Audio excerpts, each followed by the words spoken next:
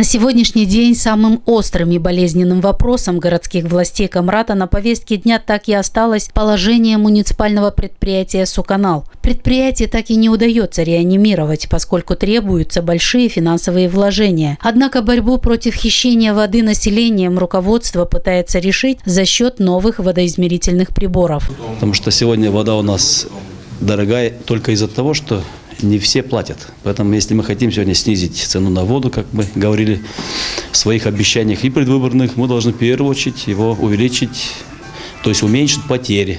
Это в том числе и хищение относится к потерям. Поэтому сегодня никому не будет расслаблений, ни родственникам, ни отцу, ни в погонах.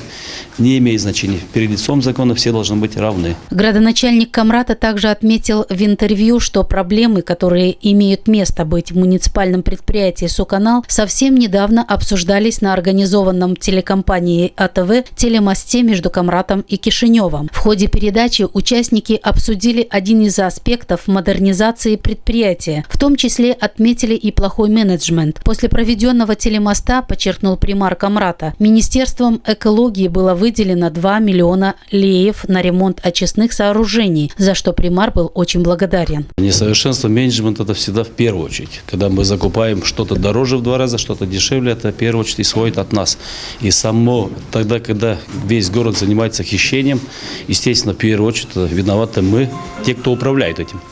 Это называется менеджмент. Поэтому в этом плане это мы в первую очередь уделяем внимание самому менеджменту. Это менеджмент, это есть и контроль за хищением, это и закупка всякого рода материалов, это и организация, и все, что есть. Это есть менеджмент.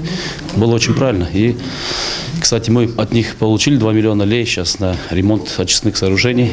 Это Министерство экологии выделило сегодня по тому проекту, который должны были выделять ранее.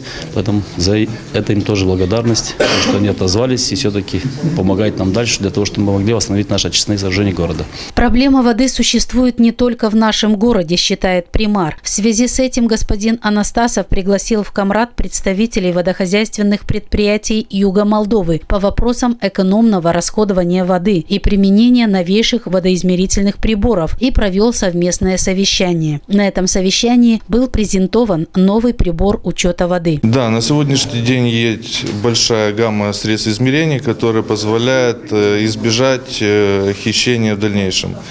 Данные методы представляют себя новое поколение приборов, которые являются макроходами. В нем нету таких магнитных передач, которые на сегодняшний день там используют магниты, останавливают и так далее и тому подобное. Более продвинутая система есть снятие показаний дистанционно, что позволяет ежедневно вести мониторинг средств измерения и показаний, которые они выдают.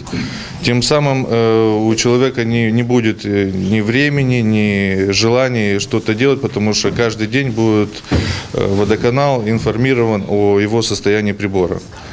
Как утверждает специалист, плюсы есть в установлении нового водоизмерительного прибора. Во-первых, его невозможно будет останавливать магнитами. Во-вторых, снять показания водомера контролеры смогут дистанционно, не заходя во двор хозяину. Поэтому хищение воды исключено. Однако встает вопрос, во что обойдется жителям такой прибор? Однозначный ответ – недешево.